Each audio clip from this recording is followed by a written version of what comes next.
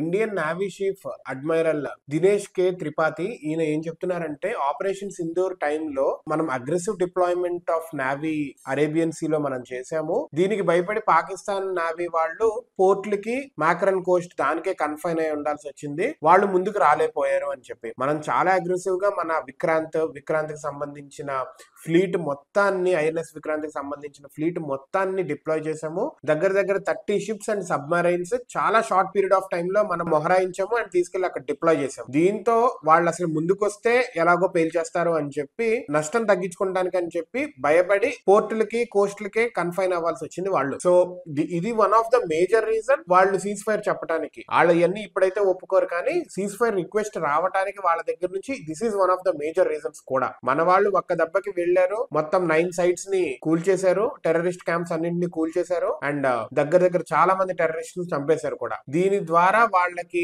ఇప్పుడు పాకిస్తాన్ పోర్టుల్లో ఎవరైనా బిజినెస్ చేయాలన్నా భయపడుతున్నారు అండ్ ఇన్సూరెన్స్ కాస్ట్స్ కూడా వాళ్ళకి చాలా పెరిగిపోయినాయి. So this shows the dominance of Bharat navy in the Arabian Sea. Let's say ఈ పాకిస్తాన్ వాళ్ళు ఇంకా ఏమేమి చురుక్కులు చమక్కులు చేస్తారో మన వాళ్ళు గట్టిగా లెంపకాయ దెబ్బ అయితే ఇస్తారు. So let's stand with our nation.